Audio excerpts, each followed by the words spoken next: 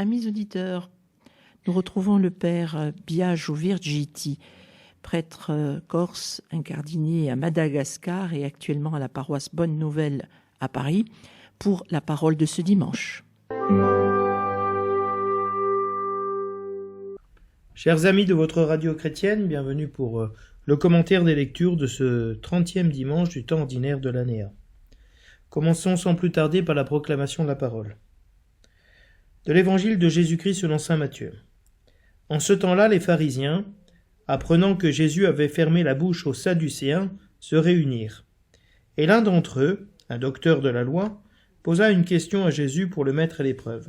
« Maître, dans la loi, quel est le grand commandement ?» Jésus lui répondit, « Tu aimeras le Seigneur ton Dieu de tout ton cœur, de toute ton âme et de tout ton esprit. Voilà le grand, le premier commandement, et le second lui est semblable. Tu aimeras ton prochain comme toi-même. De ces deux commandements dépend toute la loi, ainsi que les prophètes. »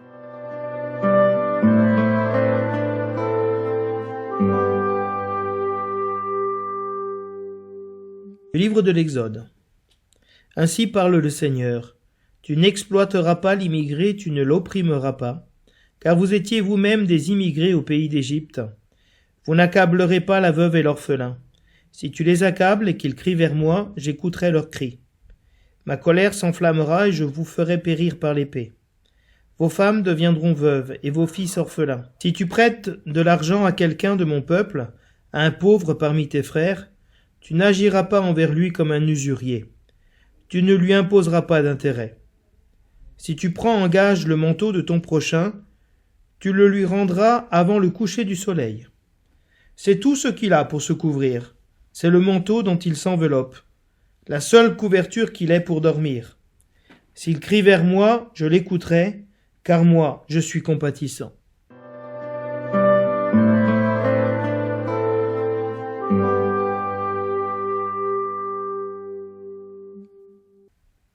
Le refrain du psaume dit « Je t'aime, Seigneur, ma force. Je t'aime, Seigneur, ma force, Seigneur, mon roc, ma forteresse.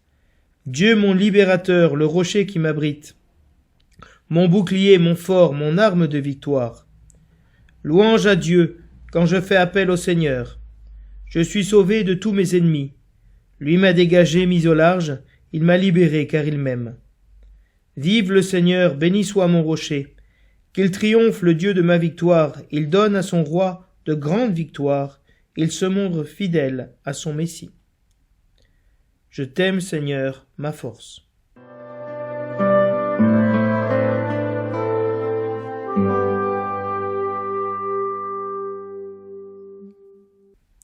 De la première lettre de saint Paul apôtre aux Thessaloniciens. Frères, vous savez comment nous nous sommes comportés chez vous pour votre bien. Et vous-même, en fait, vous nous avez imités, nous et le Seigneur, en accueillant la parole au milieu de bien des épreuves, avec la joie de l'Esprit Saint. Ainsi, vous êtes devenus un modèle pour tous les croyants de Macédoine et de Grèce. Et ce n'est pas seulement en Macédoine et en Grèce qu'à partir de chez vous la parole du Seigneur a retenti, mais la nouvelle de votre foi en Dieu s'est si bien répandue partout que nous n'avons pas besoin d'en parler. En effet, les gens racontent à notre sujet l'accueil que nous avons reçu chez vous. Ils disent comment vous vous êtes convertis à Dieu en vous détournant des idoles, afin de servir le Dieu vivant et véritable, et afin d'attendre des cieux son Fils, qu'il a ressuscité d'entre les morts, Jésus, qui nous délivre de la colère qui vient. Parole du Seigneur.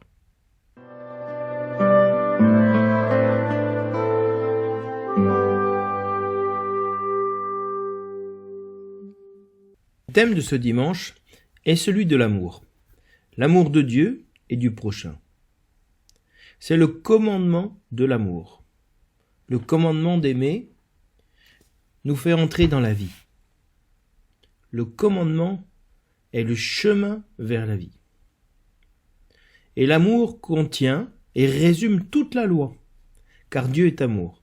Dieu nous aime. Et sa joie et sa nature divine s'accomplisse en nous lorsque nous nous aimons les uns les autres comme il nous a aimés. Ainsi, dans l'Évangile, nous voyons cette question qui est posée à Jésus. Quel est le plus grand des commandements, le plus important, qui résume toute la foi d'Israël? On pourrait aujourd'hui se demander qu'est-ce qui résume, quel est l'essence de notre foi chrétienne? Eh bien, Jésus-Christ nous répond: tu aimeras le Seigneur ton Dieu de tout ton cœur, de toute ton âme et de tout ton esprit, c'est-à-dire le schéma Israël, cette confession de foi et cette prière quotidienne du peuple d'Israël. Et le second commandement, tu aimeras ton prochain comme toi-même. Et Jésus nous dira dans l'Évangile, je vous donne un commandement nouveau, vous aimez les uns les autres comme je vous ai aimé. On passe de tu aimeras ton prochain comme toi-même à aimez-vous les uns les autres comme moi je vous ai aimé. L'amour de Jésus-Christ devient à ce moment-là le centre de la foi de l'Église. Et donc ces deux commandements de l'amour de Dieu, vertical si vous voulez, et l'amour du prochain horizontal forment les deux bras de la croix, qui est l'amour qui a manifesté l'amour de Jésus-Christ pour son Père et pour nous. Et cette réalité essentielle qui est d'aimer, dans la première lecture, le lectionnaire nous parle aussi de l'amour du prochain, de manière négative. Tu ne feras pas, dans le sens de ne pas faire de mal, de ne pas accabler ni opprimer le pauvre, l'immigré, la veuve, l'orphelin. Parce que le Seigneur est compatissant. Qui est mon prochain? Le faible, le pauvre, l'immigré, la veuve, l'orphelin. Le psaume, lui, va exalter le Seigneur comme bouclier des pauvres, comme la force, le roc, la forteresse, le libérateur, le rocher, le bouclier, l'arme de victoire qui a libéré le pauvre, car il l'aime. La source de la libération, de la rédemption, c'est l'amour que Dieu a pour le pauvre. Ainsi, Dieu aime le pauvre. Il aime son prochain tel qu'il est. Paul, lui, dans la deuxième lecture, rappelle comment cet amour de Dieu et du prochain s'est manifesté dans la communauté de Thessalonique. En milieu païen, grec, cette communauté qui a accueilli l'évangile de Paul et s'est convertie de ses idoles, s'est convertie à Dieu en se détournant des idoles, s'est mis à servir le Dieu vivant et véritable. On ne peut servir le Seigneur que par amour. Et donc, ici, ressurgit un des cris de l'Église primitive, voyez comme il s'aime. Ce cri qui a renversé justement toute barbarie et toute injustice qui était présente dans l'Empire romain. Cette communauté chrétienne est en train de donner les signes de la foi, l'amour entre les frères, et l'amour envers Dieu, d'avoir accueilli la parole de Dieu, et d'être un signe, de devenir un modèle de la foi dans toute la chrétienté. La liturgie de ce dimanche nous recentre donc sur l'essentiel de notre foi, qui est l'amour, car Dieu est amour. Et Dieu s'est manifesté à nous en son Fils Jésus-Christ, qui est venu nous aimer jusqu'au bout, en déposant sa vie pour nous. Et donc on voit bien comment l'Église veut nous redonner cet amour pour Dieu, et le signe que nous aimons Dieu, c'est que nous nous aimons les uns les autres, que nous aimons notre prochain, que nous ne commettons pas des actes d'iniquité et de mépris envers les pauvres, que nous avons ce que l'Église appelle l'option préférentielle pour les pauvres, pour le faible, pour celui qui est fragile. L'amour que nous avons pour Dieu se manifeste dans cette relation que nous avons pour les parties les plus faibles du corps de l'Église, qui sont les pauvres. Ainsi, dans la première lettre de Jean, il nous est dit « Qui n'aime pas son frère qu'il voit, ne saurait aimer Dieu qu'il ne le voit pas. » Un des signes que nous aimons Dieu et que nous connaissons Dieu, c'est que nous aimons notre frère que nous voyons. Et donc, la liturgie nous recentre sur cette vocation que nous avons à aimer Dieu et à nous aimer véritablement, et que cet amour, quand il est plein, il est manifeste et il devient un modèle de sainteté. Il attire. L'Église évangélise non pas par prosélytisme, si vous voulez, mais par attraction, en étant ce qu'elle est, c'est-à-dire la présence de Dieu, de Christ ressuscité sur cette terre dans une communauté de fidèles. Elle attire les personnes à venir à lui. Ainsi, si l'on veut dire, en continuité avec l'évangile de dimanche dernier, que l'amour de Dieu et l'amour dû envers le prochain ne sont que les deux faces d'une même monnaie.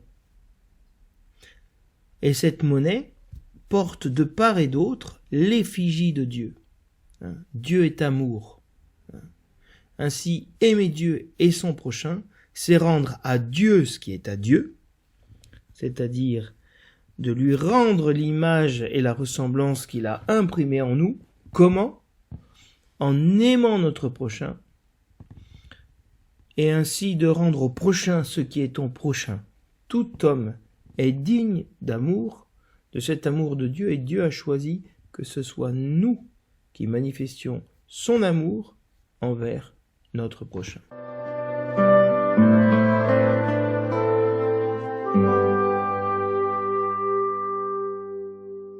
L'évangile de ce dimanche se trouve toujours dans ce contexte de polémique, d'affrontement dans le temple avec les pharisiens, les docteurs de la loi. Et entre le passage où Jésus-Christ invitait à rendre à César ce qui est à César et à Dieu ce qui est à Dieu, et le passage de ce jour sur l'amour du prochain, l'amour de Dieu et du prochain, il y a un épisode où Jésus-Christ va justement fermer la bouche aux Sadducéens par rapport à la question de la résurrection des morts. Jésus-Christ répond aux grandes préoccupations, aux grandes questions de son époque. Est-il juste ou non de payer l'impôt à César ? Existe-t-il une résurrection des morts ? Notre vie n'est-elle pas vaine finalement ? Notre foi a-t-elle un sens ? Quel est le centre de notre foi ? Donc l'un des docteurs de la loi, donc on envoie vers Jésus un juriste, si vous voulez, quelqu'un qui connaît bien la situation et toute la diatribe, toute la réflexion sur la loi, et toutes les difficultés, les finesses de la Torah. Il va poser une question à Jésus, et de nouveau, nous dit saint Matthieu, pour le mettre à l'épreuve. Donc, vous voyez bien que Jésus-Christ est tenté au désert, est mis à l'épreuve par le démon, et de nouveau, il est mis à l'épreuve aussi par les pharisiens, pour le prendre au piège, pour manifester que sa foi n'est pas la bonne foi d'Israël, qu'il se trompe, qu'il est dans l'erreur. Et donc, cet homme de loi, ce docteur de la loi, vient vers lui en lui disant « Maître, dans la loi, quel est le grand commandement ?» C'est la grande question du judaïsme. Comment résumer ces 613 commandements de la loi ? À l'époque de Jésus, on essaie justement de trouver un peu une synthèse, parce qu'on peut se perdre au milieu de ces 113 commandements. Et donc il faut trouver quelque chose qui synthétise et qui illustre toute la loi. Et beaucoup de rabbins avaient déjà essayé de répondre à cette question en proposant certains commandements. Et Jésus ne va pas répondre à cette question en citant les 10 commandements. Très intéressant. Il aurait pu prendre le décalogue, les tables de la loi, et dire, voilà, le plus important de tous les commandements de Dieu, c'est je suis le Seigneur ton Dieu, il n'y en a pas d'autre, tu n'auras pas d'autre Dieu que moi. Non, pas du tout. Donc ici, il y a déjà un déplacement qui est fait. Et en répondant à cette question, qui est un piège, de manière paradoxale, Jésus va, qui est dans un contexte polémique, conflictuel, va réussir à renvoyer ses auditeurs à la pratique de la loi, à la pratique des 2 commandements dont va parler Jésus.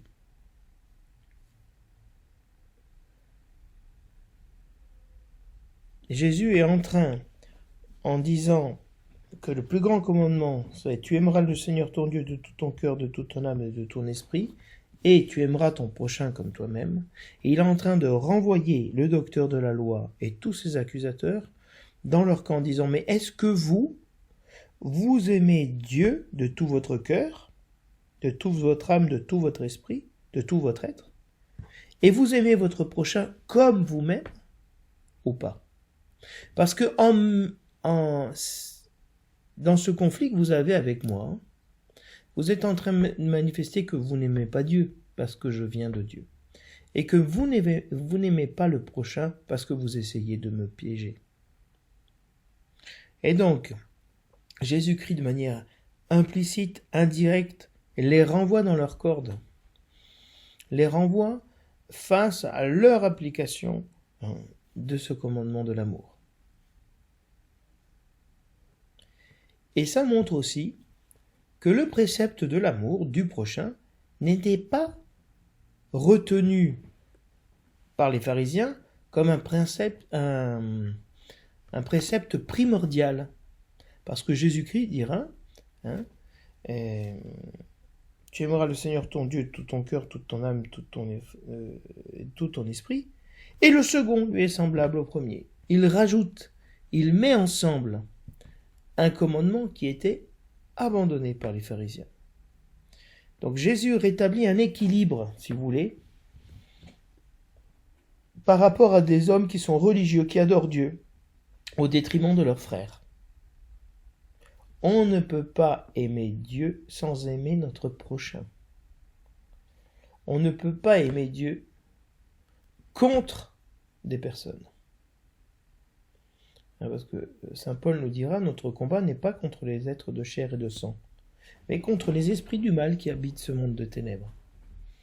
Et donc, même si un frère est dans l'erreur, ça reste un frère.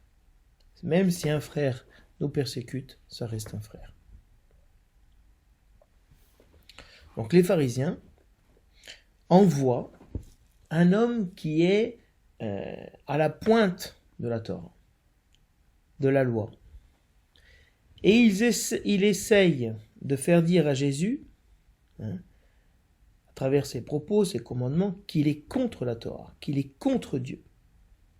De manière à montrer que son message à lui est contradictoire et même blasphématoire, et que tout son raisonnement, toute sa prédication ne tient pas. Ici, on envoie les meilleurs pour discréditer Jésus. Alors Jésus va citer le texte de Deutéronome chapitre 6 verset 5, qui est tiré donc de cette prière du schéma Israël.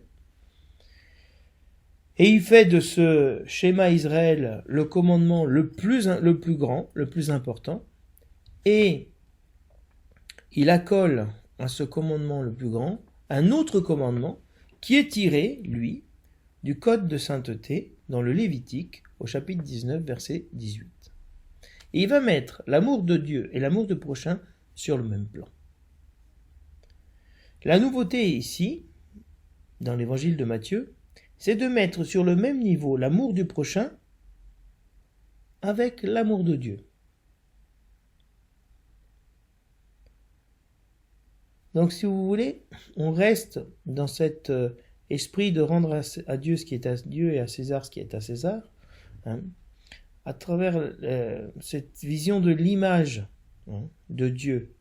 L'homme a été créé à l'image de Dieu, hein, et donc il est appelé à ce que cette image qu'il a en lui soit manifestée à son prochain, hein, comme dans un miroir.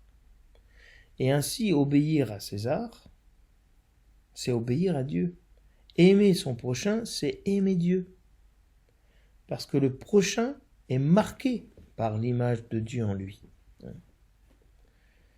Bien, en effet, que l'amour de Dieu et l'amour du prochain ne soient pas identiques, il n'en demeure pas moins qu'on ne peut pas les opposer l'un à l'autre.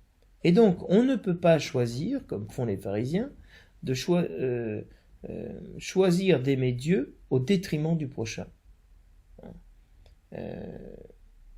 Malheur à vous, pharisiens et scribes hypocrites, hein, parce que vous déclarez corban, offrande sacrée, hein, certaines choses qui devraient être données, hein, aux gens qui en ont besoin. Et donc vous dites non, c'est à Dieu, on ne peut pas le donner aux enfants. Ça a été offert à Dieu, on ne peut pas le rendre. Et donc d'avoir cette primauté de Dieu au risque de commettre des injustices envers les plus pauvres.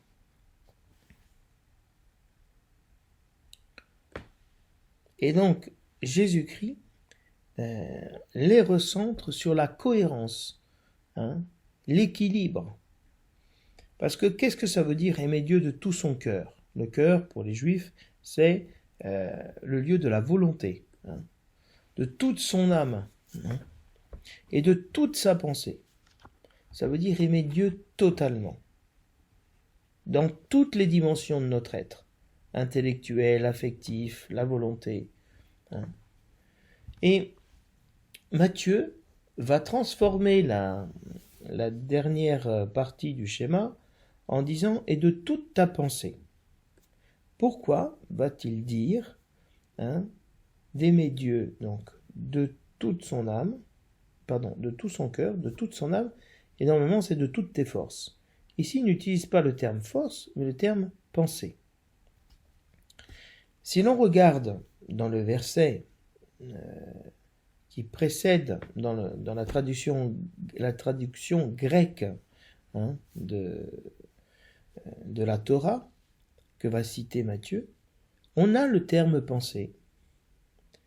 Hein, et ces pensées, en grec on dit dianoia, hein, le nous, la pensée, dianoia, n'apparaît nulle part ailleurs dans l'évangile de Matthieu.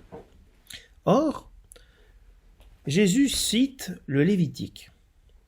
Il cite le Lévitique au verset 18 du chapitre 19. Et que nous dit le Lévitique au verset 17? Tu ne haïras pas ton frère dans ton cœur. Hein? Et il utilise pour dire cœur ici le mot dianoia. Donc, tu ne haïras pas ton frère dans ton cœur, dans tes pensées, hein, dans l'expression de ta volonté, mais hein, tu aimeras le Seigneur de toutes tes pensées. Ainsi donc le schéma Israël, hein, le code de sainteté sont les deux sources de Jésus. Et dans la Bible grecque, hein, le terme cœur, en hébreu leb, est traduit généralement par dianoia, hein, comme on l'a aujourd'hui dans l'évangile de Matthieu, les pensées du cœur. Mais quand on parle des commandements de Dieu, hein, on dira « Sache donc en ce jour et retiens dans ton cœur que le Seigneur est Dieu, en haut dans le ciel et en bas sur la terre, et qu'il n'y en a point d'autre. » On dit bien, hein, retiens dans ton cœur, dianoia, dans ton cœur, dans tes pensées. Mais le texte grec du schéma Israël ne va pas utiliser le terme dianoia, les pensées. Il va utiliser le terme cardia, que nous connaissons, donc les problèmes cardiaques, etc. Donc le cœur est traduit dans le schéma Israël en grec par cardia et pas par dianoia. Et donc on voit bien que l'évangile de Matthieu, il s'appuie sur un texte grec, du Lévitique ou du Deutéronome, où vraiment le rapport avec le frère, on ne peut pas haïr son frère dans son cœur. Et en même temps, on doit retenir dans notre cœur que Dieu est Dieu au plus haut des cieux, comme ici sur la terre. Donc c'est une nouveauté, si vous voulez, dans l'évangile de Matthieu, de montrer ce lien déjà, dans la Septante, entre l'amour de Dieu et l'amour du prochain, à travers ce terme dianoia. Le commandement de l'amour de Dieu et de l'amour du prochain sont, si vous voulez, le signe le résumé de toute la loi de tous les prophètes. Les prophètes, qu'ont-ils fait? Ils ont interprété la loi, la Torah, pour l'appliquer au peuple d'Israël. C'est donc tout aussi la tradition orale. Donc il y a une tradition écrite et une tradition orale. Et de la même manière, on peut dire, si vous voulez, que aimer Dieu, c'est ce qui est écrit. Et aimer le prochain, c'est toute l'interprétation, tout l'esprit de cette loi, toute la Torah orale. La loi doit servir Dieu et le prochain. On ne peut pas penser pratiquer un christianisme pour nous servir nous-mêmes. Nous sommes au service de Dieu et au service du prochain. L'amour de Dieu et du prochain, c'est cela qui nous est demandé. Quel est le chemin de la vie? Comment avoir la vie éternelle? En aimant Dieu et notre prochain. Aimer Dieu dans le prochain et aimer le prochain parce qu'on aime Dieu et par amour de Dieu. Alors vous allez me dire, mais où est la liberté dans tout ça? Comment peut-on commander quelque chose qui est impossible à vivre? Comment peut-on aimer son prochain comme soi-même quand son prochain, notre prochain, se présente avec une hostilité, avec de la haine, avec de l'injustice? Ce commandement de l'amour n'est pas quelque chose qui s'impose à nous, mais qui est un don de Dieu. Mais d'avoir conscience, véritablement, que cet amour de Dieu ne peut pas s'accomplir sans aimer notre prochain comme il est. Comme nous-mêmes, c'est-à-dire comme nous sommes. Dans nos faiblesses, dans nos pauvretés, dans nos limites, d'aimer le prochain de cette manière-là, parce que c'est ainsi que Dieu nous a aimés. Jésus, si vous voulez, à cette question du premier commandement, va répondre à travers le schéma Israël, en aimant Dieu de tout son cœur, de toute son âme et de toutes ses pensées, mais il va surenchérir. On ne lui a pas demandé quel était le second, mais lui affirme que le second est semblable au premier. C'est lui qui garde le contrôle sur la conversation, sur le message qu'il est en train de transmettre. Et cela va couper justement la parole de nouveau à ses adversaires qui vont rien pouvoir répliquer. Et donc ce commandement de l'amour n'est pas un commandement moraliste. C'est le commandement, comme je vous disais, ce qui indique la vie. Fais cela et tu vivras, nous dit la parole. Et donc, nous avons besoin comme personne, de recevoir certaines choses sous la forme d'un commandement. De faire, c'est une invitation à aimer, un appel à aimer, qui est inscrit dans notre être le plus profond et que l'Évangile veut réveiller pour que nous soyons vraiment à l'image et à la ressemblance de Dieu, en aimant le Seigneur totalement et en aimant totalement notre prochain.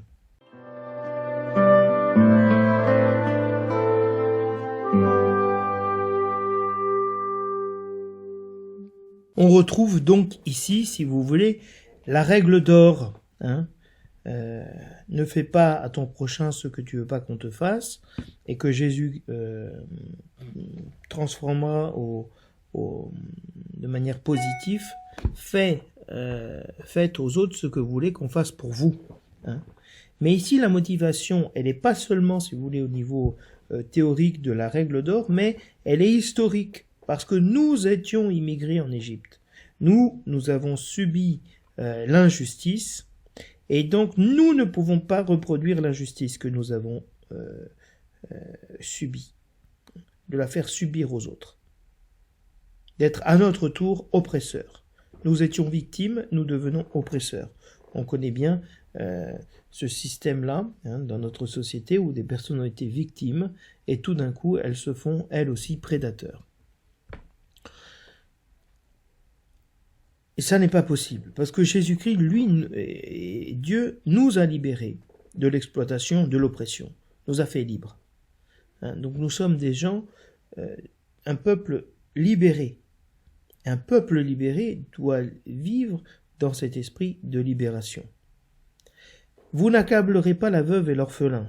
Donc l'immigré, celui qui est sans défense, parce qu'il est étranger, à cause de la langue, il est d'une autre ethnie, et bien même la veuve et l'orphelin, qui sont des personnes faibles dans le peuple d'Israël. La veuve n'a plus personne pour le défendre, l'orphelin pareil. Accabler ces personnes, c'est faire peser sur eux un poids qu'ils ne peuvent pas supporter. Si tu les accables et qu'ils crient vers moi, j'écouterai leurs cris. Ça c'est un refrain qui va revenir à la fin du texte de ce dimanche. S'ils crient vers moi, je l'écouterai, car moi je suis compatissant. Donc Dieu écoute le cri de son peuple. Pourquoi cette insistance sur le cri dans le livre de l'Exode? Dieu dira, j'ai vu, j'ai entendu le cri de mon peuple. Ce cri d'oppression qui jaillissait du cœur du peuple hébreu sous le poids de l'oppression égyptienne. Dieu a écouté ce cri. Que se passera-t-il si nous exploitons, nous opprimons, si nous accablons injustement l'immigré, la veuve et l'orphelin? Ma colère s'enflammera et je vous ferai périr par l'épée. Vos femmes deviendront veuves et vos fils orphelins.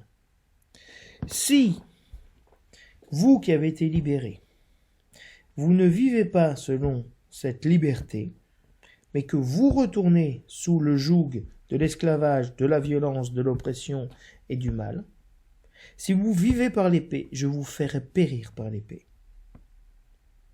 Et ce que vous méprisez, la veuve, l'orphelin, c'est ce que deviendront vos enfants. Veuves, vos femmes veuves et vos enfants orphelins.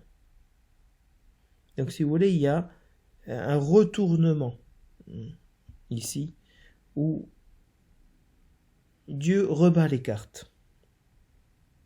Il est en train de corriger son peuple pour l'apprendre, peut-être à travers la peur aussi, du châtiment, à agir bien. Si tu prêtes de l'argent à quelqu'un de mon peuple, à un pauvre parmi tes frères, qui est mon prochain? Maintenant, c'est le pauvre. Le pauvre, c'est celui qui n'a pas d'argent. On ne peut pas prêter à un pauvre et se comporter avec lui comme un usurier, en lui imposant de nous rendre l'argent avec des intérêts. Ou de prendre son manteau et de ne pas vouloir le lui rendre. Le pauvre, sa maison, c'est son manteau. Il dort dans son manteau. Il se protège dans son manteau. Du froid, du vent, du soleil, de tout. Donc on doit rendre le soir ce manteau à son prochain. On ne peut pas prendre en gage. On ne peut pas dépouiller une personne. La dépouiller de son humanité. Parce que dira, c'est tout ce qu'il a pour se couvrir. C'est le manteau dont il s'enveloppe. La seule couverture qu'il ait pour dormir. Donc, ici, on a cette insistance sur le fait qu'il n'a rien. C'est seulement ça qu'il a. Alors, on ne peut pas enlever l'indispensable, le nécessaire à une personne. S'il crie vers moi, le pauvre, je l'écouterai. Parce que moi, je suis compatissant. Moi, j'ai de la piété. J'ai véritablement un amour envers le pauvre. Donc vous voyez, dans ce texte de l'Exode, on voit l'amour de Dieu.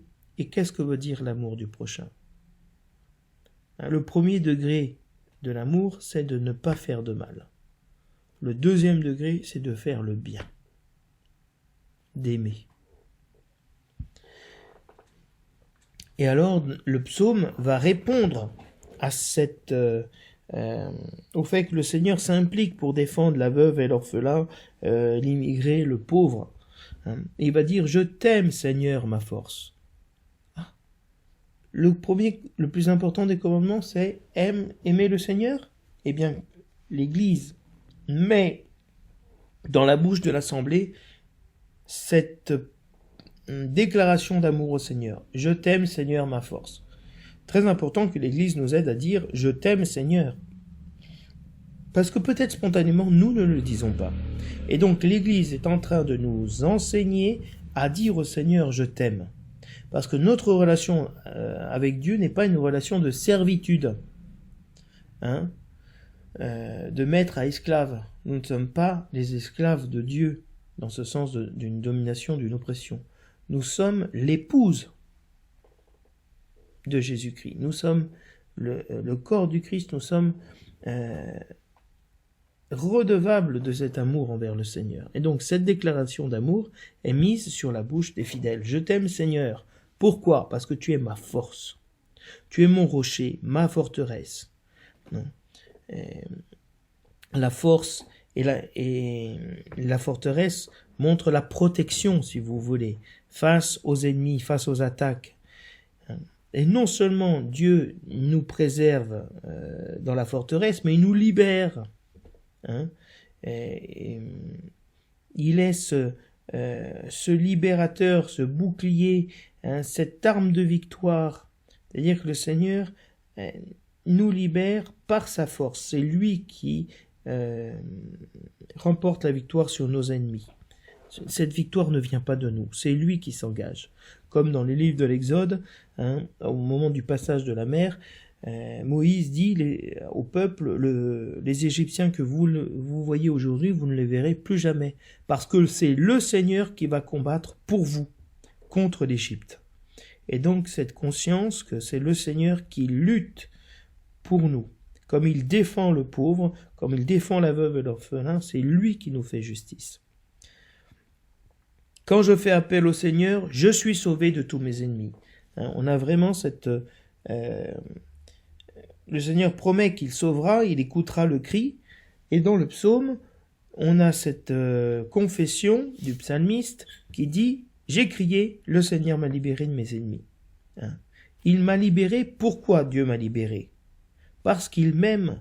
Il m'a pas libéré pour que je retourne travailler dans sa vigne. Il m'a libéré par amour. L'amour de Dieu est libérateur. Alors il exulte en disant « Vive le Seigneur, béni soit mon rocher, qu'il triomphe le Dieu de ma victoire. » Il se montre fidèle à son Messie. Il donne la victoire. Donc cette exultation, elle vient parce que vraiment le Seigneur nous aime. Et comme il nous aime, il nous libère. Quand Dieu se souvient de Noé, il sauve son peuple. Quand Dieu nous aime, Dieu nous libère. Dans l'épître de Paul, nous avons donc le début de l'épître aux Thessaloniciens, et le titre donné par le lectionnaire est issu d'un verset de l'épître aux Thessaloniciens de ce dimanche, vous vous êtes convertis à Dieu en vous détournant des idoles afin de servir Dieu et d'attendre son Fils. Il y a vraiment ces deux aspects, se détourner des idoles et adhérer à Jésus-Christ. C'est toute l'initiation chrétienne. Renoncez-vous pour vivre dans la liberté des enfants de Dieu, renoncez-vous à Satan et renoncez-vous au mal. Oui, je le rejette. Et après, dans le baptême, on dit croyez-vous en Jésus-Christ, en Dieu le Père Tout-Puissant? Oui, je crois. Donc il y a ces deux aspects, si vous voulez, de la renonciation aux idoles, au mal, à Satan, et de la profession de foi, l'adhésion à Jésus-Christ.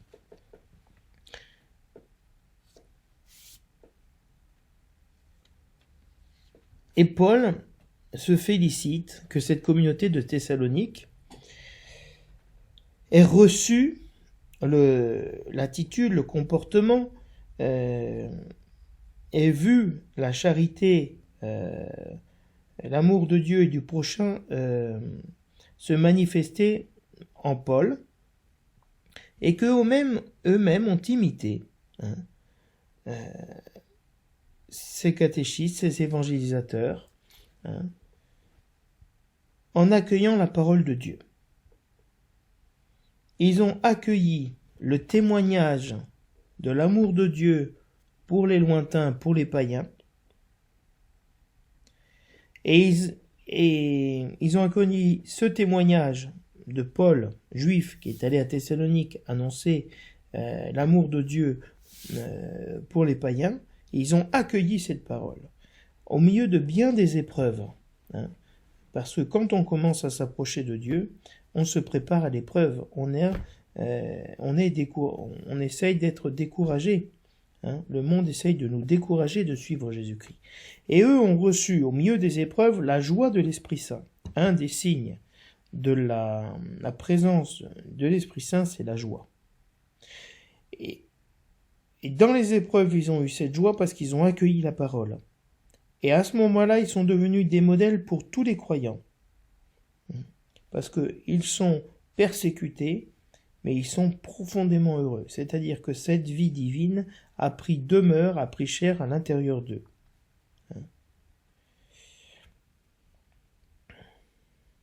Et non seulement cette communauté de Thessalonique a évangélisé la Macédoine et la Grèce, parce que la parole de Dieu a retenti chez vous, chez les Thessaloniciens.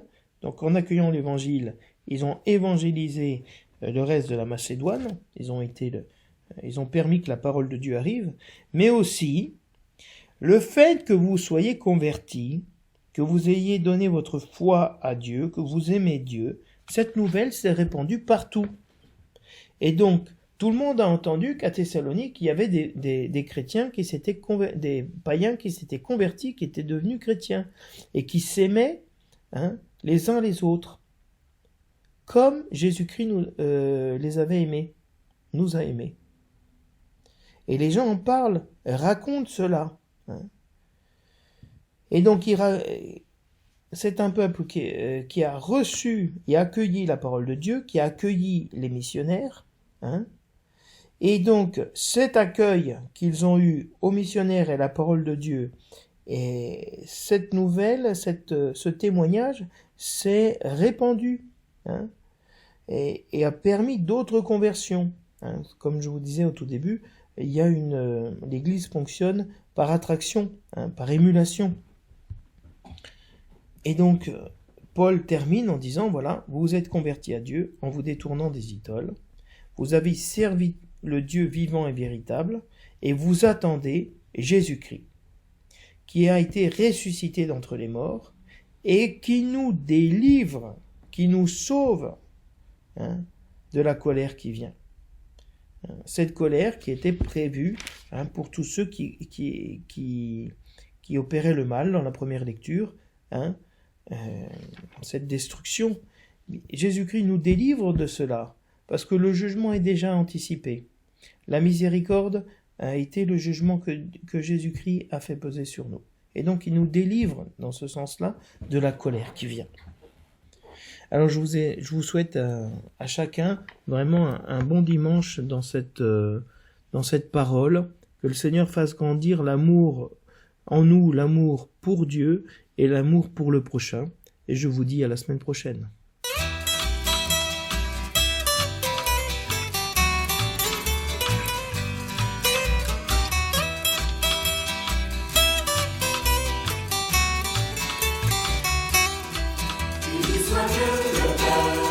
Jésus le Seigneur qui a vaincu la mort, criez de joie pour lui, il est votre salut, c'est lui le roi de l'univers.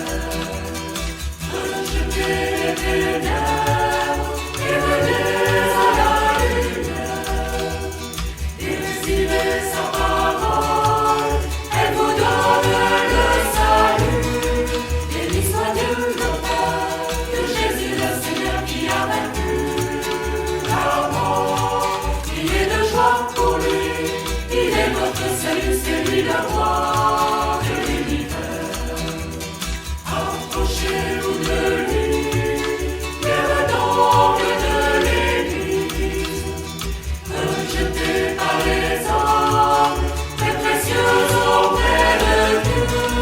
Béni soit Dieu le Père, de Jésus le Seigneur qui a vaincu la mort. Criez de joie pour lui, il est votre salut, c'est lui le roi de l'univers. Vous êtes sa demeure.